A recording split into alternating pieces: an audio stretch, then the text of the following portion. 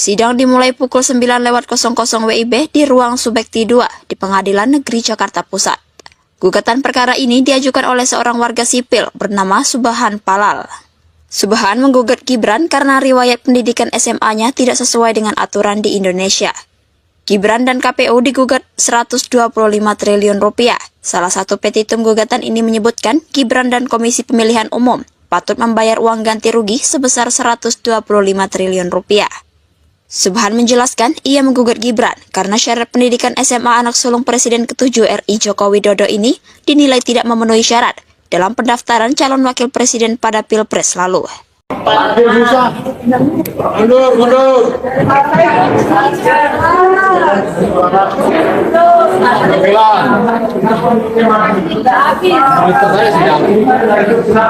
Senyum si Gibran. Emang sengaja.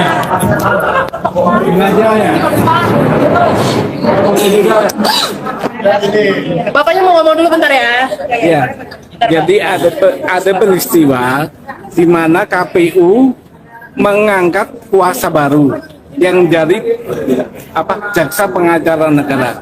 Nah, saya keberatan kalau kuasa dilakukan dua-dua. Kan KPU udah nunjuk kuasa, sementara nunjuk juga kejaksaan. Itu menurut hukum acara tentang kuasa itu harus ditarik yang kuasa yang lama. Itu pasal 18, 16 KUH Perdata.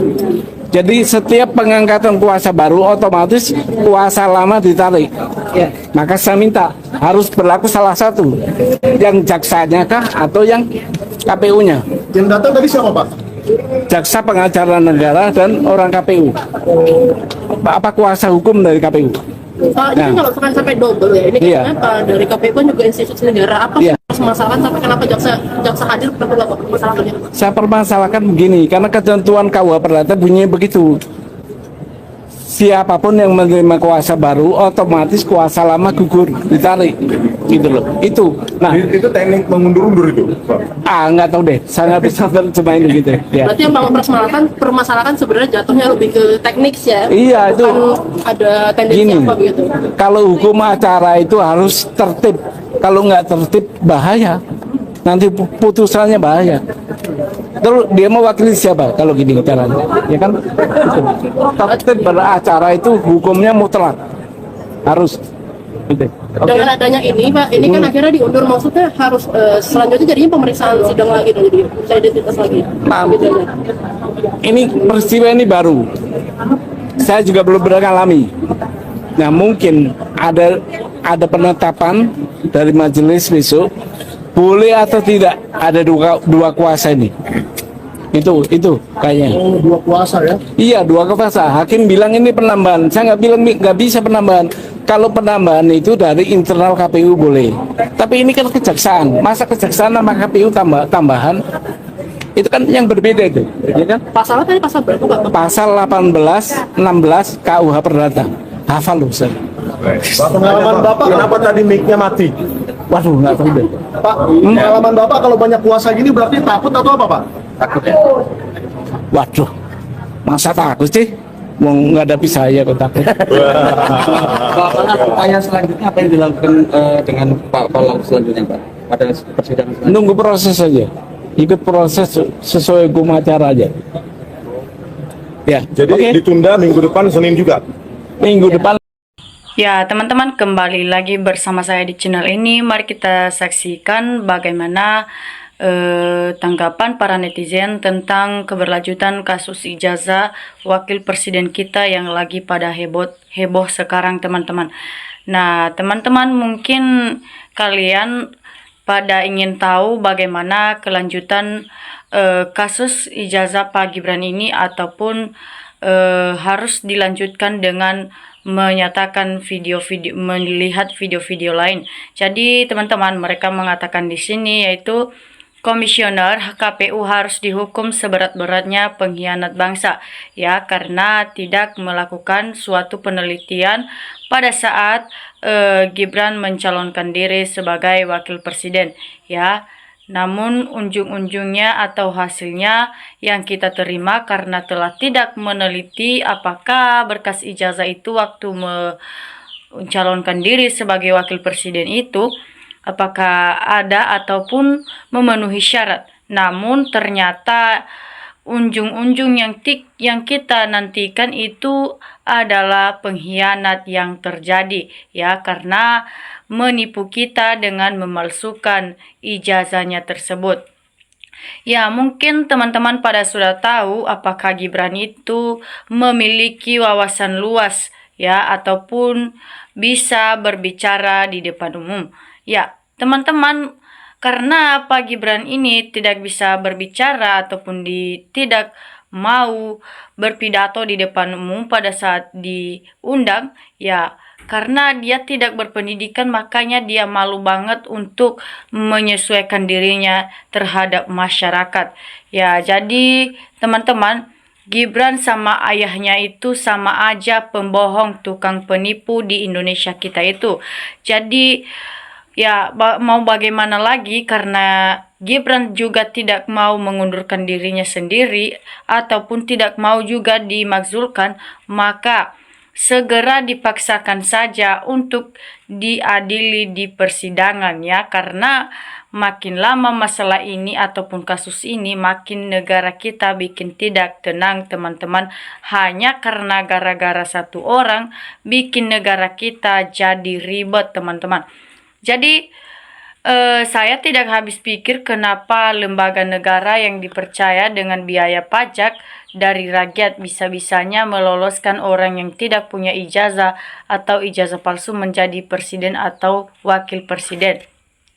Ya, sebenarnya kita di Indonesia itu mempunyai aturan kalau misalnya kita mau jadi pemimpin negara di Indonesia ini atau kita mau mencalonkan diri sebagai presiden ataupun wakil presiden. Bagaimanapun itu teman-teman harus ada yang namanya ijazah. Namun ternyata pemimpin kita waktu 10 tahun yang lalu seperti Pak Jokowi dan juga yang saat ini yang lagi heboh itu dikatain orang adalah Pak Gibran yang telah memalsukan ijazahnya ya. Jadi mengapa kita sebodoh itu dari dulu tidak meneliti ya apakah mereka itu ataupun berkas mereka itu memenuhi syarat untuk menjadi pemimpin di negara kita itu.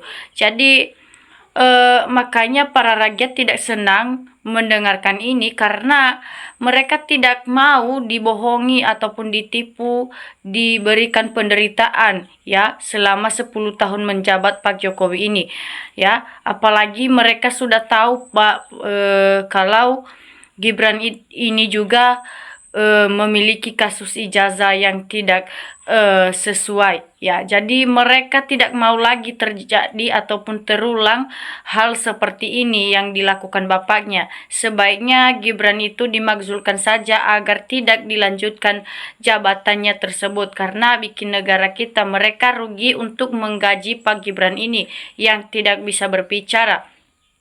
Ya, jadi teman-teman sebaiknya Pak Gibran jujur saja kalau ijazahnya itu adalah palsu ya, karena negara Indonesia sudah pada tahu Pak kalau ijazahnya itu asli palsu. Jadi sebaiknya Pak Gibran untuk mengundurkan diri saja ya, karena bikin negara kita ribet hanya karena gara-gara ijazahnya yang selembar kertas itu.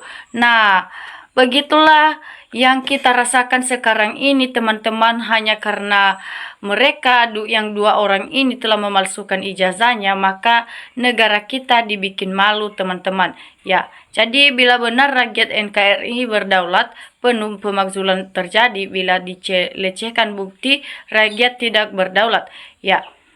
Jadi teman-teman, mereka juga mengatakan Gibran wajib diberhentikan tidak memenuhi syarat ya, cacat hukum karena tidak punya ijazah SLTA. Ya benar teman-teman, kalau misalnya Gibran ini tidak mau diberhentikan maka harus dipaksakan saja ya untuk dimakzulkan ya, karena ijazahnya ataupun ijazah SMA-nya itu tidak ada, itu hanya sebatas rekayasa. Jadi kita tidak berterima dengan hal itu ya, atau tidak memenuhi syarat untuk menjadi wakil presiden di negara Indonesia. Namun karena telah terjadi hal ini, maka sebaiknya diberhentikan saja Pak Gibran yang telah memalsukan ijazahnya SMA.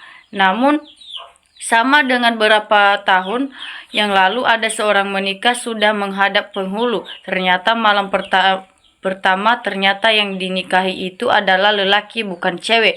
Akhir cacat hukum, akhirnya yang dinikahi dituntut palsu, bukan cewek yang dinikahinya akhirnya masuk penjara juga teman-teman. Nah seperti itu juga yang dilakukan kepada Pak Gibran ini kalau misalnya itu ijazahnya palsu teman-teman. Nah, pengacara yang bermain gak berani melakukan membela yang salah dan gak berani melakukan perbuatan haram. Jadi rakyat waras bisa menilai bahwasanya para pengacara ini tidak pada berani karena telah memakan uang ataupun sogokan dari Pak Gibran tersebut. Ya, jadi teman-teman, untuk hal itu semoga para pengacara di Indonesia kita ini bisa mengatakan yang sejujurnya tentang kasus Pak Gibran ini ya, karena rakyat sudah pada tidak mau lagi dihianati teman-teman, apalagi karena sudah kian dihianati dengan pemimpin yang dua orang ini, tapi mereka maunya tidak ada yang ketiga kalinya ya, karena bikin negara kita jadi ribet banget kalau misalnya ada yang ketiga kalinya. Jadi sebaiknya supaya tidak ada, maka harus Indonesia meneliti kalau misalnya mau menjadi pemimpin di negara Indonesia tercinta ini.